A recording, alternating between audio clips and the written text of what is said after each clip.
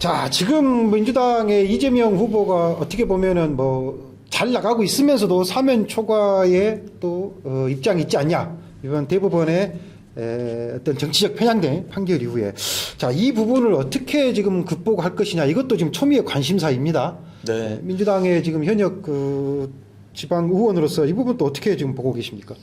자, 지방 의원으로서 네, 뭐 해야 하는 그리 많지는 않습니다. 예. 하지만 대법 선고하자마자 많은 SNS 글들 중에 예. 가장 많이 눈에 띄었던 글은요. 예. 결국 정치는 예. 국민이 하더라. 아, 그렇죠. 결국 대한민국을 이끌 그 중심은 국민이더라. 그렇죠. 라고 하는 내용들이 정말로 너무나 원론적 이야기인 것 같으면서도 정말로 거기에 해안이 있고 거기에 답이 있다라고 생각을 합니다. 그렇죠. 우리가 주권 행사를 위임을 하는 거 아닙니까? 네. 나 대신 당신이 행정도 하고 정치를 해주라. 네네. 내 삶을 더 좋게 만들도록 노력을 해주라. 네네. 그러기 위해서는 이 사람보단 이 사람이 훨씬 낫다. 네네. 라는 이제 선출 과정. 네. 이게 이제 민주공화국의 가장 기본인데 맞습니다. 결국은 이제 믿을 수 있는 것이 어떻게 보면은 일반 서민들, 국민들 이분들의 어떤 현명한 판단, 이것이 가장 뭐 중요한 거 아닐까 이렇게 이제 말씀하셨는데 맞죠? 그게 또 네. 그게 절차적으로도 맞고요. 제가 한덕수 편에서 예. 또 잠깐 말씀을 드렸었는데요. 마치 그 이미 짜진 판처럼 예.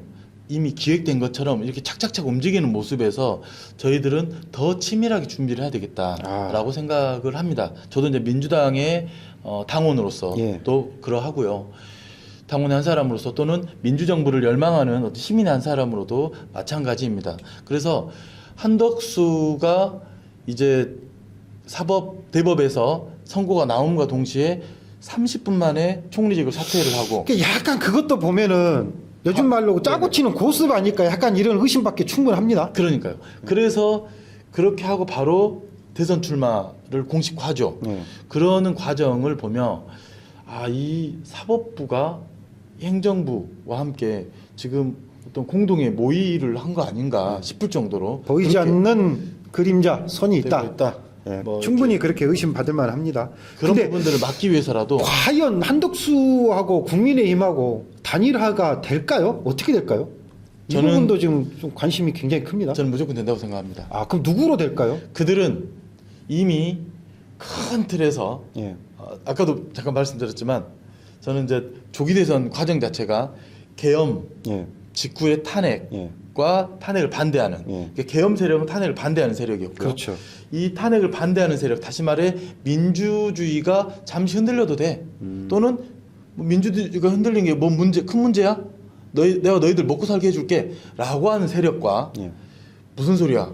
국민들이 이 사회의 우리나라의 주인이고 이 민주적 어떤 절차, 민주적 내용들이 꽝꽝하게 들어차야 되는 대한민국을 만들어야 돼라고 하는 세력 간의 싸움이라고 생각합니다. 그래서 내란 세력과 민주 세력과의 이 대충돌 속에서 야, 이게 무슨 1960, 70, 80년대 그 독재와 민주화의 싸움. 차라리 그랬으면 좋겠습니다. 2025년에 예. 이게 무슨 쌩 난리입니까? 아니, 그러니까요. 민주화가 된 지 벌써 30년이 넘어가고 있는데. 이런 분석을 하는 것도 또 이런 전망을 하는 것도 정말 슬픈 일이죠. 그러니까요. 좀 우픈 일입니다. 아니, 민주공화국에서 민주적인 후보를 놓고 어느 후보를 뽑을 건가 이 고민을 해야 되는데 완전히 이건 무슨 뭐 쿠데타 세력 또 비민주 독재 세력 뭐 이런 세력과 다시 예전의 민주 세력과의 또 싸움을 하려고 한다니 이게 참 저는 그래서 내란 세력 대 민주 세력의 싸움이라고 생각을 하고요. 그 내란 세력 안에 국민의힘을 포함한 보수 구구 세력들이 있고요.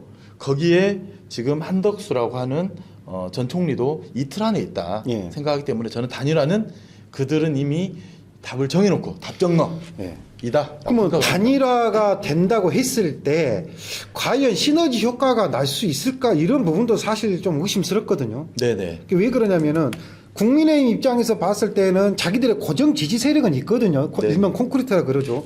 근데 한덕수 전 총리 같은 경우는 어떤 팬덤층이라든가 정치 세력이 없지 않습니까? 네네. 그러니까 쉽게 얘기하면 어떤 사람은 바지 아니야?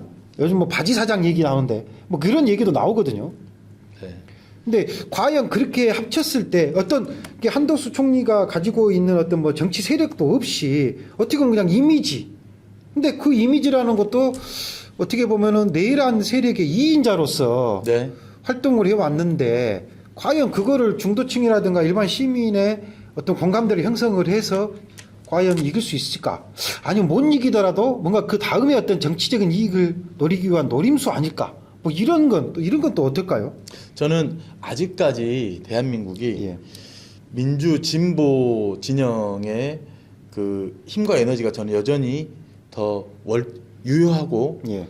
그 발전 방향의 중심이라고 생각을 합니다. 예. 하지만 그럼에도 불구하고 한국 사회는 아직도 50대 50이라고 생각을 합니다. 아. 대선판에서 어느 누구도 50%를 넘어서 당선된 그렇죠. 예가 쉽지 없습니다. 않죠. 딱 한 번 있었습니다. 박근혜 때 아. 51.516이었는데요.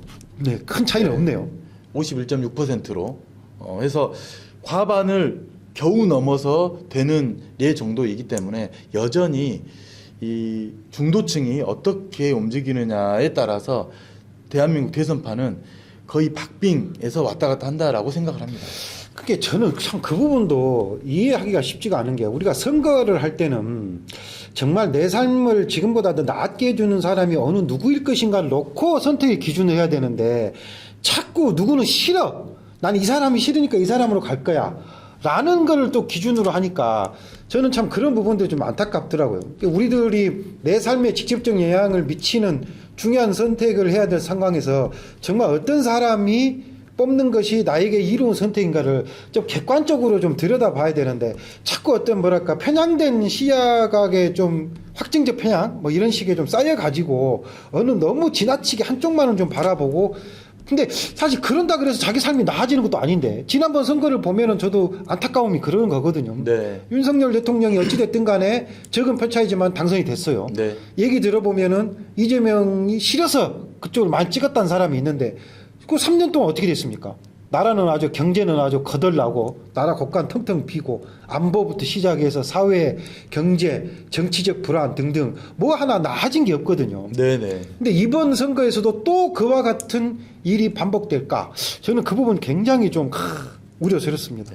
실은 지금 현재 저는 조기 대선 국면이기 때문에 저는 이런 이야기를 해야 된다고 오늘 같은 이야기를 하는데 예. 근본적으로 안정적 선거 시즌으로 됐을 때는 예. 저는 이제 그 구조적인 선거 제도에 대한 개혁도 필요하다고 생각을 합니다. 예. 그래서 결선제가 그러하고요. 그러면서 정책적 그 어떤 측면들이 잘 반영되는 선거로 되어야 예. 그 선거들이 미래 비전을 제시하는 선거로 될 수 있다라고 생각을 합니다. 그렇지 않다 보니까 예. 사회자님께서 말씀하신 것처럼 계속 이렇게 그 상대 인물만 죽여놓고 나면 그렇죠. 상대 인물만 악마화 시켜놓으면은 우리가 혹시 되지 않을까라고 하는 이런 방식의 선거가 지금 몇 차례 치러지다 보니까 극단적 혐오적 정치 문화들이 계속 양산되는 것 같습니다. 그러니까 민주당에서의 선거 전략을 보면은 아직 뭐 국민의힘 쪽이나 상대 후보가 정해지지 않았긴 했습니다만은 어떤 특정 인물에 대한 인간적인 거라든가 이런 공격은 없거든요. 그 정책적인 대안을 많이 내놓잖아요. 네네. 근데 이제 그 반대 세력들은 오로지 이재명 죽이기, 이재명을 미워하는 그 마음, 오로지 그거 하나로 선거를 치르려고 하거든요. 그러니까 네네. 국민의 삶이 얼마나 좋아질 건가를 놓고 얘기를 해야 되는데 그게 아닌 거를 가지고 자꾸 얘기를 하는데 또 그럼에도 불구하고 거기를 또 지지하는 또 세력이 있다는 거. 이런 부분들을 보면은 어찌됐든 간에 일단은 아마 오늘 내일 중에 아마 그 후보가 국민의힘 쪽에서 정해지죠. 네, 맞습니다. 그리고 나서 어쨌든 5월 11일 이전에 한덕수하고 어떤 식으로 됐든 간에 단일화 과정을 단일화 거칠 과정 거다. 거치고 나면은 그 다음에 이제 선거 구도를 좀 보긴 봐야 되겠습니다만은. 저는 이제 그래서 더더욱 네. 이 대선의 공간 안에서는 예. 여기에는 사법부의 시간이 아니다. 예. 물리적으로 그 이미 그 2심 이후에요. 대법까지 가는 과정에서 네. 절차적 정당성에 대한 부분도 그렇고요. 그리고 기본적으로 무죄 추정의 원칙에 의거해서 누구도 그 억울한 사람이 있어서는 안 된다라고 하는 이 대전제들 네. 헌법 안에 있는 이 대전제들이 전제들만 지켜진다고 하면 대선의 공간은 충분하게 국민들의 시간이다. 유권자들의 시간이다. 중요한 얘기 하시네요. 라고 보는 겁니다. 대선은 사법부의 시간이 아니라 국민의 시간이다. 네. 좋은 멘트가 있습니다. 그래서 저는 예. 다시 말씀드리지만 이 국민들과 함께 국민들이 어떻게 압도적 선택을 하느냐에 따라서 내란 세력과 이 민주 세력 간의 이 대격돌이 되고 있는, 길게 보면 지금 한 6개월여간 싸움이 이어지고 있고요. 예. 짧게 보면은 이 한 30여간의 어떤 대선 기간 동안에 이 싸움들이 이 대충돌이 될 건데, 우리 국민들은 그럼 어떻게 선택하고 어떤 판단을 할 거냐, 이런 데서 다시금 이번에 사법부가 장난질을 친 거에 대해서 예. 과감하게 철퇴를 내려주셨으면 좋겠다. 국민 라고 여러분의 생각합니다. 선택이 중요합니다. 자, 이상 마치겠습니다.